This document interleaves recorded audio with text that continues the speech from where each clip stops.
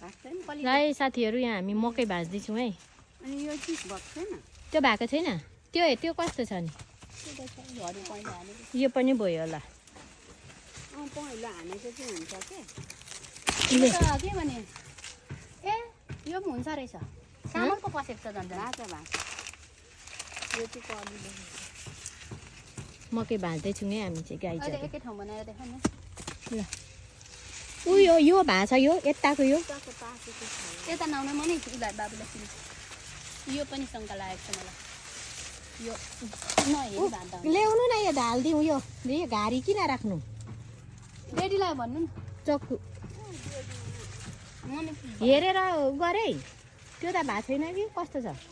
यो हो त्यो यो चाहिँ भएको छ त्यो हेर्नै पर्दैन घाँस पनि त बाजेहरूलाई दिने होला नि त लान्छ कि लाँदैन खेर लान्छ अनि कसले लगिदिन्छ हौ लिनु आयो भने त हो नि बाजेलाई हेर्दै गाडी लिएर लग्यो भने लग न हो त पुऱ्याइदिइ हिँड्ने होइन फेरि बोकेर पो लानु बिर्सेन फेरि डेरी त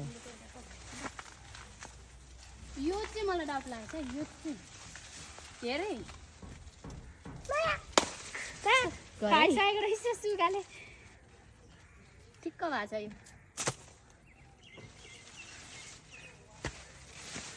यो ठुलो घोगा ठुलो झ्याङको यताको यो त कलिलो कलिलै छ खलेले छ छोडिदिनुहोस् यो त हेर्न है साथी हाम्रो बारीको मकै चाहिँ वाउ दामी छ यो त अब यो चाहिँ टक्कसँगले उसिनेर खाने